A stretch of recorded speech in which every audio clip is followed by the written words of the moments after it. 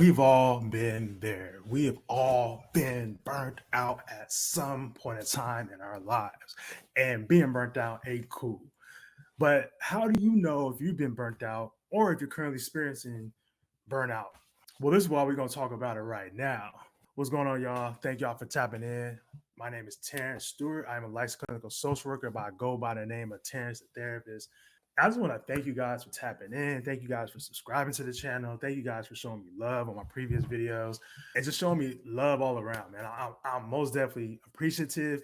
There's so many channels on mental health, but you decided to park right here and tap in to Terrence the therapist, and that is much appreciated.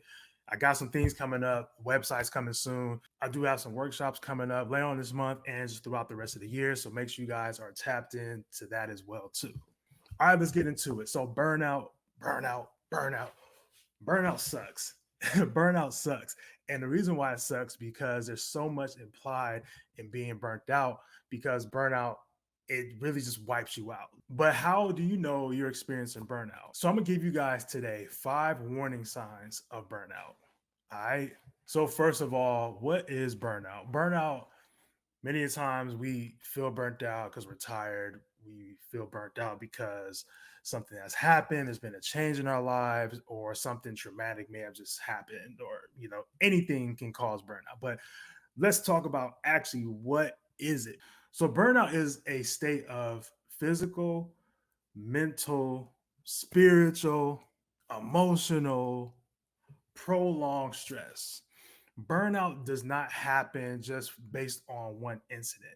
When we talk about prolonged stress means a long time. It just didn't happen just today. It's something that's been ongoing and something that is been probably part of your own routine. That exhaustion, right? The exhaustion part is what separates burnout from normal stress because normal stress is like, okay, I had a stressful day. It wasn't the best day. Tomorrow's going to be better. You're able to manage that stress in that shorter time period.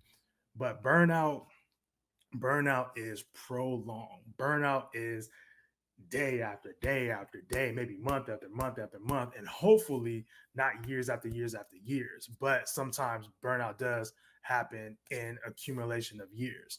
And again, the isolated incident of just stress, but prolonged stress is what really separates stress from burnout. So the first sign of burnout is decrease in energy. I can't tell you how many times just me personally experiencing burnout. And this is one of the things that resonates with me the most is because when you have a decrease in energy and you just don't feel like doing a damn thing, yeah, that is a sign of burnout.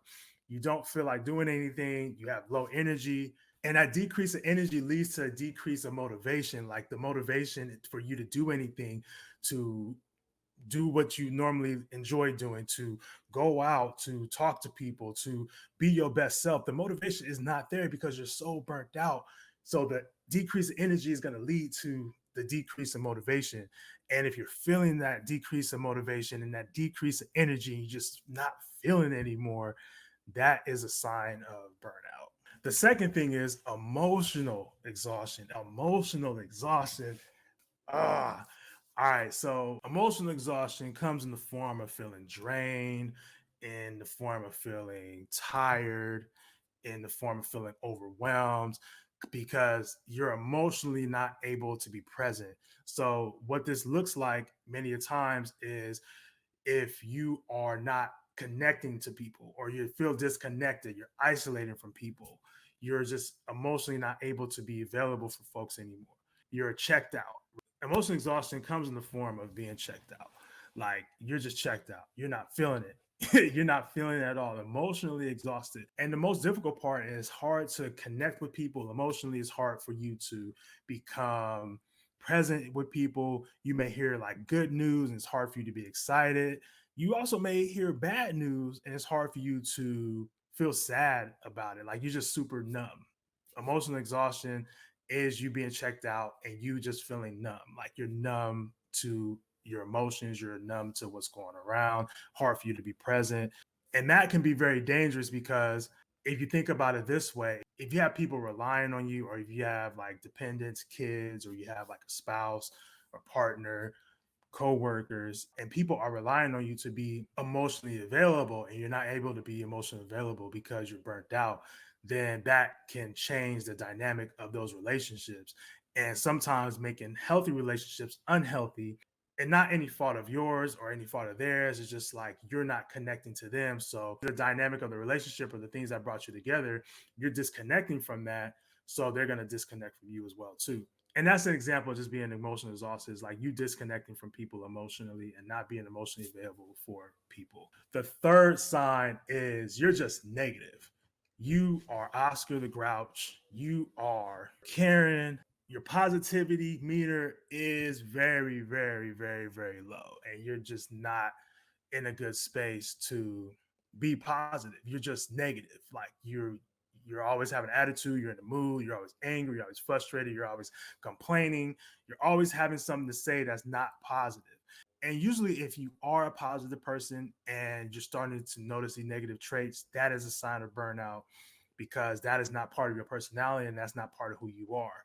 So the negative states, the reason why it is so detrimental and burnout, how it's affecting other people, is you can harm other people by being negative and not intentionally trying to be negative, but just because you're going through something, you're just going to be negative in a sense because you're in a mood, you're not feeling it, you're just not really in a good space. And when you're not in a good space and not feeling good, it's not necessarily because of the person or what they're doing, but it's like something you're going through. It's an isolated incident beyond that relationship. You know what I mean? So understand, if you are in a negative space and you've been feeling negative, you haven't been feeling the most positive, part of that can be because you just are burnt out. The fourth thing is your productivity has decreased. Your productivity is down the drain. Your productivity sucks right now because you are burnt out. And let's talk about work related stress just for a second, because I feel like this is important, because when we talk about productivity, it's normally with like work. So work related stress is very common and probably the most common related stress in our society. I have clients that come to me through EAP programs, and normally it's because they're burnt out or they're feeling stressed from work. So productivity is down the drain, productivity is trash, productivity sucks right now. And mostly because you are in a position of maybe a high stress environment. You're experiencing high levels of stress because of the work that you do. And if you're doing that day in, day out, 5, 6, sometimes 7 times a week, you're most definitely going to be feeling burnt out. And it's unrealistic for you to perform at 100% all the time because of that productivity. When our productivity is changed, when our productivity is no longer what it's supposed to be. And the worst thing is when your productivity sucks, you usually get a call in the office, your boss, manager, supervisor, whoever it is, they'll talk to you and they'll say, hey, we noticed that your productivity is no longer where it was before. What's going on? And sometimes it's like, okay, there might be some things going on at home, but realistically, it's the job that is stressing me out. There's nothing else outside of this environment that is contributing to my decrease of productivity. The fifth sign is you're experiencing physical symptoms that may contribute to you feeling burnt out. So, burnout can lead to physical symptoms such as headaches, muscle tension, and issues with your sleep. And also, those symptoms may get worse over time and they can contribute to other prolonged health issues. The thing I always tell folks is you don't understand how much your mental health can impact your physical health, because if you are always stressed out and burnt out, what does that do to your body, right? It puts you in a constant level of stress, and your body's going to talk to you and let you know, like, hey, we're stressed out, and the rest of your body is going to react and follow suit. So this is like, again, symptoms of high blood pressure, which can lead to kidney failure and other things as well too. You want to try your best to understand when you're having physical symptoms. I know people in general that says like, oh, I just always have a headache. And it's like, bro, you shouldn't always just have a headache. Like there's something going on. Like you shouldn't always just have a headache. Like that is uncommon. That's not common. You're probably burnt out. You're probably stressed. You're probably feeling anxious, and you probably need to get some form of help. You feel me? Physical symptoms, your body will talk to you. Your body will talk to you. If you don't listen, your body will talk to you and speak to you. You know what I mean? So it's up to you whether or not you want to be receptive of that information, to be receptive of those physical symptoms that you're experiencing. So that's it for this video. I appreciate y'all tapping in. Don't forget to like, share, and subscribe to the channel. So if any of these resonated with you, if you're feeling burnt out, I have some resources in my captions so that you guys can get the help that you deserve. I'm also accepting clients myself if you are in the state of California. Again, my name is Terrence, the therapist. Thank y'all for tapping in. Until next time, y'all take care. Peace.